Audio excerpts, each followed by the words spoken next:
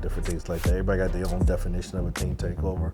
I'm not a teen myself, so, this is just what I'm hearing. But to me, personally, I think they just trying to get together and have fun. So, tell us a little bit about who Tony U. Brown is. Everybody, I'm Tony U. Brown. I'm from Brooklyn, New York, Flatbush, Brooklyn, really born in Raleigh, Brooklyn. And born in the 70s, grew up in the 80s, and when I grew up, I didn't have role models, just had a bunch of people I didn't want to be like. So I know how it is to have going through the crack epidemic, knowing a bad community. As I grew older, I joined the military, went into the Army, went into the 82nd, and then I jumped over to support group up in 3rd Group. General Sean Mulholland, he actually took me under his wing and taught me how to think like a general in a bigger perspective. That's where I got most of my leadership skills. And then when I came home, I started a nonprofit organization building up the community. That's awesome. That is awesome. And so you use the talent and the skills that you learned in the Army to help shape and mold what you're doing now. Yes, definitely. I probably wouldn't have been as successful I was if it wasn't for guys like General Sean Mulholland and just other leadership that was in the military that told me to think in a different perspective. Fantastic. So tell us a little bit more about your organization and what your organization do for the community. Okay, we started off with Southern TC Inc. We started off actually building homes for fallen soldiers and for veterans. And then we branched out into building a holistic community garden, as in mental health for veterans as well, so they could come there and meditate, they could come there and learn how to garden, they could come there and express themselves, where we actually teach men how to cry and get rid of their emotions so they won't have to be tough all the time. Because I know that being a man, it's hard to show our vulnerability without being taken advantage of. So we started getting to that, and then started working even more deep in the community and giving those guys not only a voice but a mission, because we say we give you traction with action. So what we started doing was going to foster cares and hearing their stories. So a lot of guys that was on the fence of taking their own lives, they see the stories of these young men and women, and they'd be like, yo, you know what? I'm gonna be here for them. So now they got a new mission, so it's turning out pretty good. So you really are taking that focus that you had in the military and really applying that to your everyday work in society. Yeah, definitely. And it just keeps growing. It keeps growing because as you grow, through time goes different ways of kids getting in trouble. We used to just get in trouble, back in the early 80s, and the street lights come on, it's time to get in the house, and if you didn't get in the house, that's the way we got in trouble, So nowadays, these kids are staying out past the street lights and taking over, different things like that. So we just focus on, just calming a lot of things down and having an understanding. So what sparked this whole conversation that you and I are having is that there was a teen takeover that took place here in Wake County, here in Raleigh, where it was like 9 people were shot in about a 6-hour span. Talk to us about what a teen takeover is and what it does. To me, teen takeover, the way I'm looking at it from my point of view, is just a whole bunch of kids getting together. Back in the days, it was colleges wilding out when they win a tournament, and you'll see them just going everywhere, taking over, just doing a whole bunch of stuff. I just see that on a teen's perspective, but they just need more of a focus. Give them something to take over instead of just letting them just run aimlessly wild out here, because they, the law enforcement hands be tied but so much, they want to do with a kid. You see what I'm saying? Like beat them up, shoot them, whatever the case may be. These are kids and they looking to have fun. But I think that with the teen takeover, we need to actually just give the idle mind something to do, And so what happens when the teen takeover takes that violent turn and the consequences behind that? So where the consequences where I tell teens, like, you might think it's fun for a minute, but that minute turns into an hour, and that hour turns into a lifetime in jail. So you got to realize, even though you're out there and you're having a good time, you're there with your friends and you're there doing this, you got to be the difference maker and be like, you know what, that's not us today.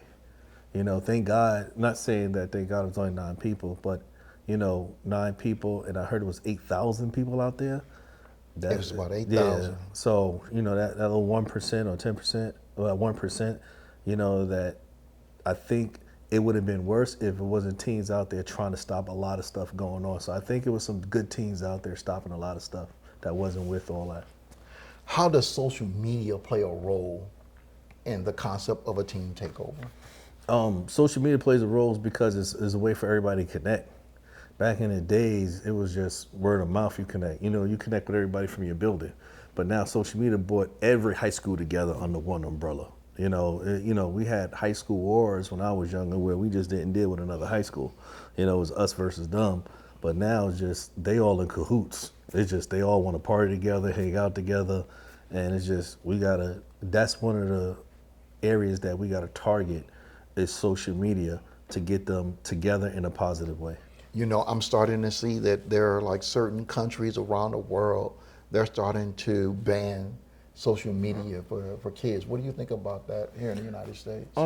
It's good and bad because everything that you use in life is up to the beholder.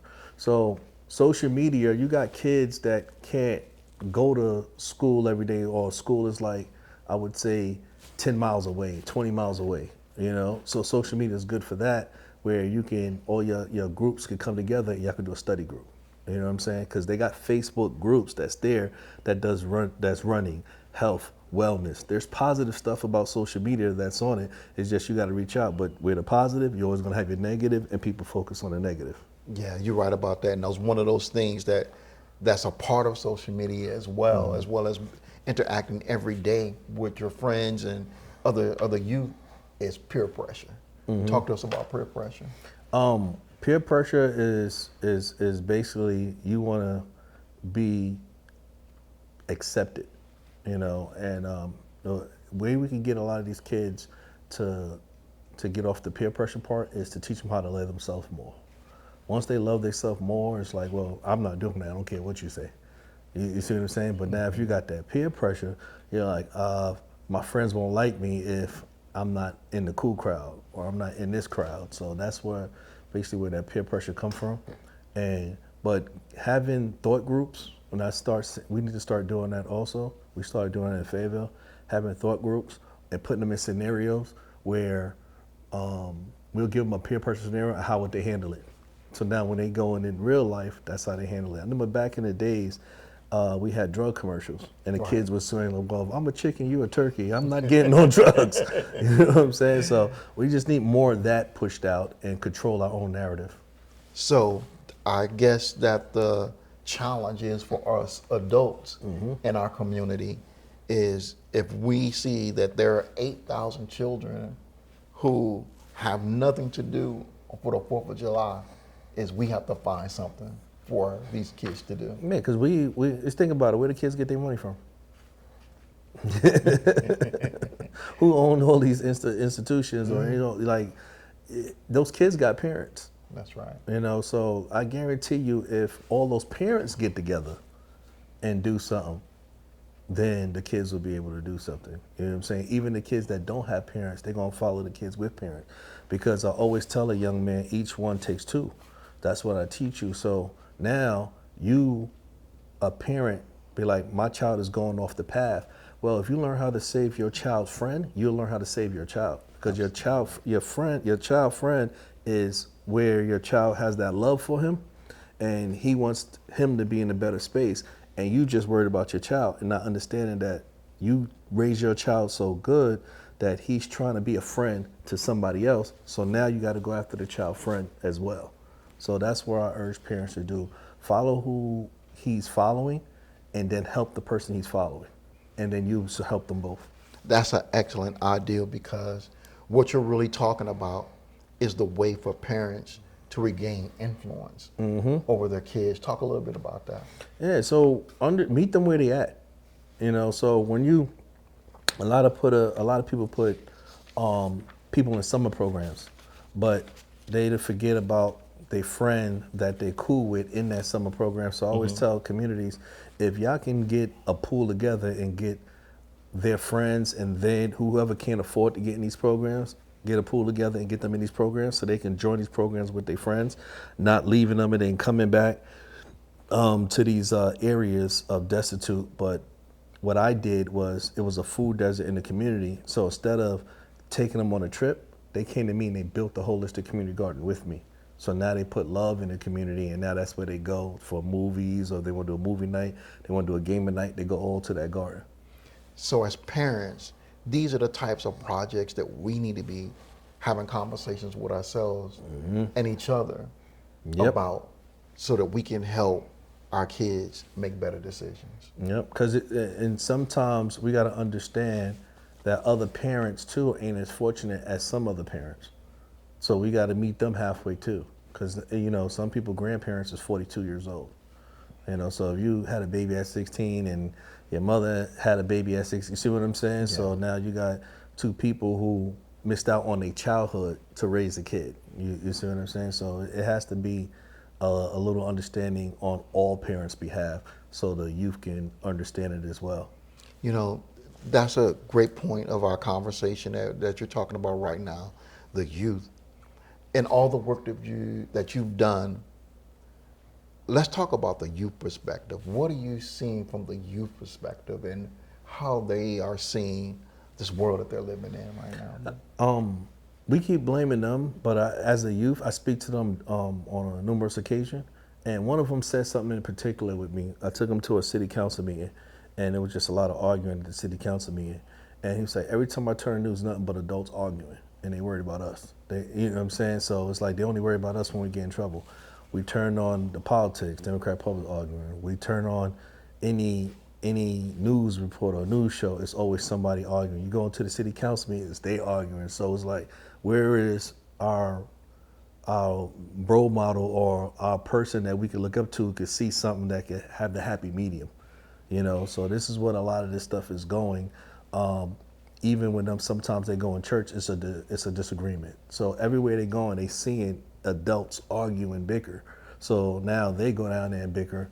What do you want them to do at that point? And that's an excellent point, because you see it at the city council, you go and you see it at the county commissioners, you go and see it at the state legislature, and you see a whole lot of it in Washington, D.C. all the time, And so basically what you're saying, that these kids are watching the adults and emulating their behavior. Exactly. That's exactly what I'm saying. Like, for things to change, we gotta look in that mirror first and see what we doing for them to change. So basically the kids are just emulating the parents' behaviors. Mm-hmm. Where do you see a show where they're doing conflict resolution? You see what I'm saying? Where there's two different opinions coming in, having a thought process or thought conversation, and it doesn't lead to arguing or almost a fight. So that's why I said we can't blame social media to a certain extent, because even people that are educated and got degrees and got all this, they arguing on a whole nother level.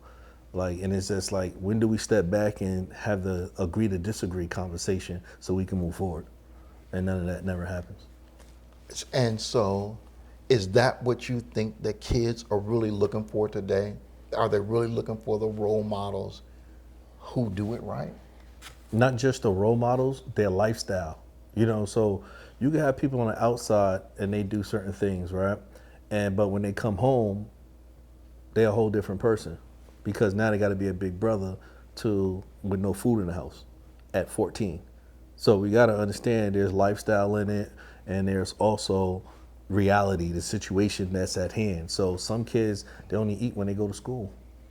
You see, so it's so many different factors. But I just said we as adults need to come together and respect them on their level, to the point where we're not belittling them, or a little boy and a little girl in them, because they got their own ideas and their own mentality at 14, 15, that we couldn't even fathom. A lot of these kids grow up fast. Mm-hmm. They grow up fast. And the more I treated some of my mentees as adults at 13, 14, taught them how to build their credit, taught them, how to grow foods. I gave them responsibility. Even in the military, sometimes when a soldier's doing too much, he's getting too hype and getting all over the place, we give him responsibility. Okay, now you got two soldiers. And they calm them down a little bit, you see? So that's where I say we need to start doing. them responsibility and lead from behind. So now we lead them from behind. They start veering left, we could keep them in the middle. We start veering right, we keep them in the middle. So that's what we need to start doing, learning how to lead from behind. So let's talk about this one thing that I know that is on the mind of people all across the country, and that is preventing youth from getting involved in violence. We know that there's no one solution that fits all, but there are some things that we just know we have to do. So, like I said, from the beginning part is we have to show them conflict resolution. You know, you tell people you don't want them to be violent, but you don't tell them how not to be violent unless you give them a pill or a drug. You see, so when he come to my garden, sometimes I'd be like, yo, you know what you need to do? You need to learn how to cry. That's one conflict resolution. You know what you need to let it out. And I'll come to you with understanding. I come to you with love, because the lack of love is what really drives them into a different realm. You know, when you love somebody a certain way, or they understand what real love is, it's hard for them to go against that, because it's to the point where it's foreign to them now. Like, you can't even, like, neighbors don't even know each other no more. You know, so that's what I'm saying. Like, us as adults, when do you check on your neighbor, how you doing? When you all go out as a neighborhood and bring the family and do a neighborhood movie night, you know, they have to see that, you know, in every perspective, from school. You know, when you go to, like, I used to work in the school, parents-teachers conference, there's nobody there. You see what I'm saying? So that's what I said. We have to, when kids get mad, I would say they're just expressing themselves because they have the lack of education to do it in words. So that's where I'm saying where all the violence and stuff come in at. Like, just think about it this way. I have two little brothers, right? Let me put a toy in between them. You think they're gonna talk it out? No. I know, I didn't talk it out with my little brother. They gonna talk it out. You know, you tell the audience the same way. They gonna fight. You gonna have to buy two. That's just, and nobody told them that. Right. But what happens? Exactly. They fight. Exactly. You know, you could be downstairs. I know when I was younger, you know, if my mother used to always tell me, like, if it's quiet in that room, something wrong. Kids ain't supposed to be quiet. Yo, let's go in there and see what they doing. You know what I'm saying? So. You know, now if a kid ain't quiet, he's getting drugged. Right. So we got to channel that energy into something better, you know, and give them something better to do. You know, so it's just little stuff like that. And I feel like we can do that as a community once we sit down and we talk to legislation and give them different ideas, because a lot of these guys with these ideas are 70, 60, 50. You see what I'm saying? So we're giving them ideas from a bigger perspective, which is their perspective. And we just honing in and like, hey, they like film, they like gaming. Which one of them don't play games? They always on their phone. You see what I'm saying? So then that comes into coding, that comes into, you know, animation, voiceovers, scores for movies. So we can do a lot with just the phone. We just got to teach them. You know, this is, you know, a great way for me to go into this next part of our conversation. And that analogy you just used, because we move a lot from fighting over the toy to now finding out the results of some of the violence that takes place in our community. You know, my organization, we have a partnership with Wake Med Hospital, where Wake Med take care of basically everything with a gun wound survivor inside the hospital, and we pretty much take care of everything outside of the hospital. Talk to us, Tony, a little bit about what happens after someone's shot. Twofold, you know. I always say sometimes getting shot, you know, would turn you into a villain or change your whole life around for God. You know, you got to understand, once you get shot, medical, you got to do the recovery stage. At the recovery stage, now you're not working, now you lose the finances, now you're inconveniencing other people. It's a chain reaction, like a ripple effect when somebody gets shot. You know, so on the other end of that, you know, when somebody's getting shot, you got to know that now there's jail time, there's course, there's all this other stuff, you know, so there's a double negative. There's nothing positive about it, you know what I'm saying? But hopefully, you know, we could get around certain things where I would say that will lead to the youth always wanting to pick up a gun, you know, so it's just getting to that part. and then where are the guns coming from for these youth? So we got to get into that angle as well. So many different things we got to do. So what does intervention like really mean from your perspective? Intervention for me is boots on the ground. It's like actually not just going to schools, going on that internet that everybody said they should be off of. Once they see an argument, they're going right in it and handle it. They're going in the inbox, hey, what's going on? Getting these credible messengers on the team, because we can't do it without them. Like, you cannot do it without credible messengers on your team. You can try all you want, it's not going to happen. They need to talk to somebody that's relatable to them. So now with that credible messenger, the people that they look up to go on them like, hey, what you doing? We're not doing that. And they pull them out the situation, then we can have a conversation that's even better. So that's my way of getting into it, is actually meeting them where the problem starts at, internet problems, online problems. Before, it probably still is, against the law for online bullying and stuff like that. But these kids ain't playing that bullying. They like really going after you after that. So I think we just need to start there and be the referees in there and be like, hey, listen, that's a flagrant, need to stop. You can't talk about somebody's dead. You can't talk about somebody's moms without them think they're gonna come back and wanna have a conversation. So it's just things like that. And that's basically what you're talking about, is stopping retaliation. How important is it to stop the retaliation? It's very good to stop the retaliation because depending on a level of retaliation, because sometimes you could pick up the phone and call a credible messenger and he'll stop it from getting to bad to worse. So say like if you had a fight in school and you hear you about to get jumped the next day, so you're like, you know what, let me go get a gun. So now if you call a credible messenger, he'll call back, be like, all right, let me stop this from general, you know what I'm saying? Then you have these guys coming up and making sure nobody fights, or, the opposite end of that, when I was younger, y'all just got to go on the ring, here go some gloves, get it out your system, and y'all go back to your day, because sometimes, to be honest, and this is me telling people that's out there in the community, sometimes you just got to let the kids fight it out. They boys, you got to let it fight. Not everybody's into just turn the other cheek sometimes. Sometimes you need to put some gloves on them and just let them go at it, and then give them a cake or cookie afterwards and just let them go out there and have a good time. It's funny that you say that, because when I was growing up, that's exactly how the men on our block did. We all had boxing gloves, and our daddies would put us in the yard, and when we had an issue with each other, we were swinging until we couldn't swing anymore. Our arms would just be heavy, and then right afterwards, just like you said, we drinking juice boxes and we're talking about everything, and we're playing with each other the very next day. Yep. Because I think what that was teaching us, it was teaching us brotherhood, and we always had each other's backs and looking out for each other. And then in the end, by the time we grew up and got a little bit older, we knew that instead of having to bring our fists into the conversation, just talk it out. Yep. And like even, being a person that a kid look up to, when they get a problem, who you think they're gonna run to? They're gonna run to you. You see what I'm saying? So I always tell parents and just people in general, kids spell love T-I-M-E. They don't spell love with money. So the more time you spend with them, that's when they're gonna come out, and then when they have an issue, like, yo, big bro, I'm going through something, and this, that, and the third.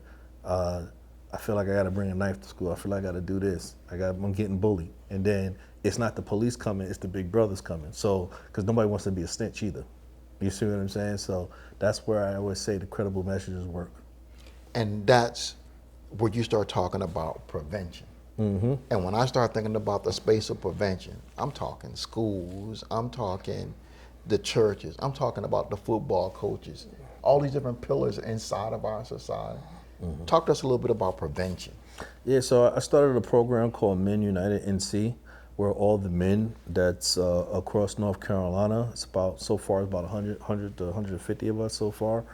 We're getting together and we're actually spearheading the prevention part and intervention part. Part of it, we want to go to legislation and have a big conversation. It's going to be from credible messengers to barbers to football coaches. It's all the above that's going to be in that meeting, and give them a summer program as well. So if this kid's getting out of high school, or he's in his last year or second year of high school, we could teach him how to cut hair for the summer.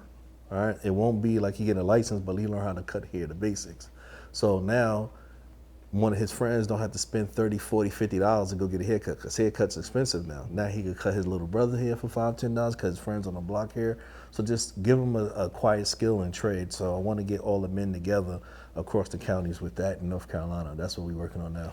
What role, we're never going to get rid of police in our society. So what role should police play in prevention? That's part of the prevention also. If you see the sheriffs, they more into, I say, these high schools now. A lot of sheriffs in the high schools. So when these kids do something, they be like, I know your mother, so you can run all you want. I'm gonna get you later on. And they call the mother on the phone. Don't be known as officer, be known as Mr. Johnson. You know what I'm saying? So if you know that Mr. Johnson, it's like a football coach, a PL coach. Don't be quick to, I would say, arrest.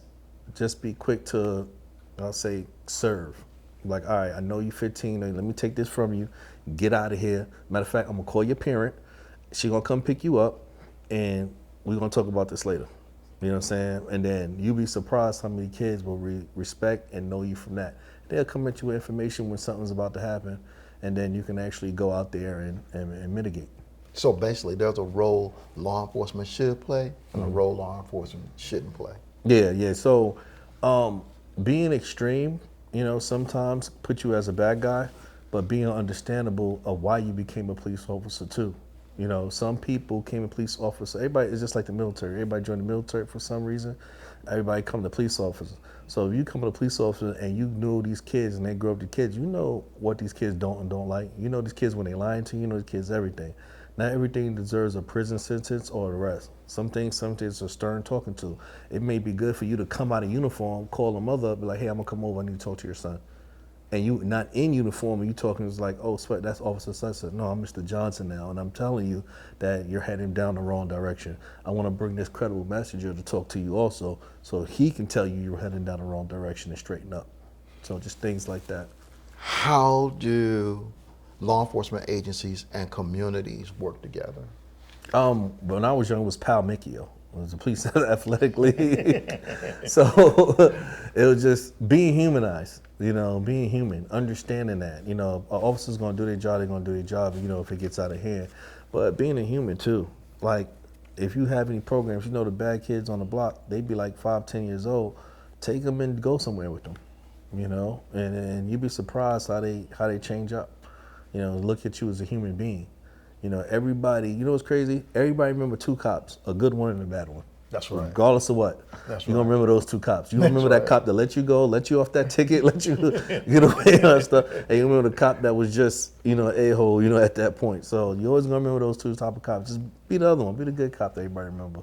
That's a great way for us to go ahead and close out this conversation because I want to talk about some of the hard truths.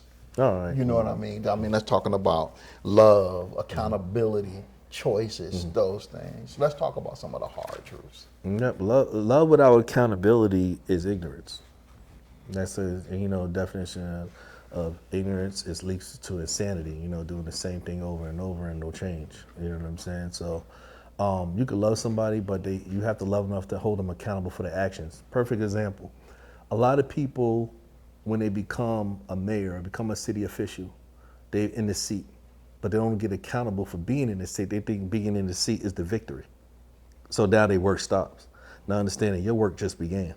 You see what I'm saying? So that trickles down to the youth too. You think because you got a B or A, the work stops. No, this is just the norm. You see what I'm saying? So we have to. I'm still going to hold you accountable for being a respectable young man or a man or just in general, and that's what we gotta feel. Where I feel like is we're missing, but where I feel like we're missing that, we can't hold each other accountable if you're not cut from that cloth. So to me, I always say communication is the key, but comprehension is the lock. So the way I communicate to you might be different from the way I communicate this person, because if you're not comprehending, then there's no point of communicating at that point. I'm not opening in no locks. So sometimes with me, the church got to hold the church accountable. The streets got to hold streets accountable. The mothers got to hold the mothers accountable. The men got to hold the men accountable. And don't cross vice versa. I have no business telling a woman how she could be a better woman. That's for a woman's job to tell her, and it's vice versa. Us men need to hold each other accountable and sit down in a room. That's why I have the Men United and have a think tank, and then we move from there. You know, you bringing me back memories of the days when I was growing up, and it would be Friday, it'd be the last work day, and then it'd be our last school day, and we're heading into the weekend, and the men on our block, Mr. Young, Mr. Paschal, Mr. Jones, they would all come and grab us and say, hey, let's go play softball. And if you guys win, we'll buy you guys pizza. If we win, y'all gotta buy us beer. But at the end of the game, we got pizza and beer. And they had soda for us. Yeah, good. But that's how I grew up. And then after the game is over with, they're teaching us about life lessons. I remember Mr. Brooks. Mr. Brooks was an Army man like you. And Mr. Brooks used to just teach us just different little things and stuff like that. Is that what we need to go back to, getting back into being in the community and getting to know the young men in our neighborhood on our block? Yeah, not just that. Like I said, we give missions. We give things that we can do as a family. Like with my grow class, right? So I got these bags. They call grow bags. We actually put kale. We put different vegetables in it. So a lot of these projects and I would say housing complexes ain't got dirt. So now we take that grow bags, we get 5 apartments, zucchini, kale, cucumbers, and at the end of the day, at the end of the grow season, everybody come together and make a meal. I got that concept when I was a kid. I didn't have no sugar and I had no bread. I go to my neighbor and I get bread. That's what I'm saying. We got to build that family oriented. So now the kid knows I got to get the potatoes from Miss Johnson. You see what I'm saying? And then they respect you because now you're getting food from somebody. Because the old days was, if you was hungry, you were on the block, everybody ate. When the elders came out, especially an old lady on the block, she used to always feed all of us. Like, gave us little cakes, cookies, or whatever the case may be. But that's what we have to bring back as a community is I can go, if my mom's not home and I ain't got no food, I can go down the block and go get some food. You see what I'm saying? So once we bring that back, it'll get back to normal. Tony, I want to thank you for having this conversation with us. And the last question I have for you is, what gives you hope? Every successful mission, like I didn't see kids live do a 360, a 180, a full turn. When they find out there's something out there that's other than, I would say, death or other than jail. Some people think jail is a rite of passage, or it's a survival. But knowing that I got different, I would say, programs to help them think differently about themselves and love themselves more. Yeah, that definitely gives me hope and creating that hope for others. Thank you for this conversation, man. I'm still learning from the Army. I'm Air Force, but I'm still learning from the Army. And I appreciate you, man. Yep. Thank you, brother. Thanks. Thank you.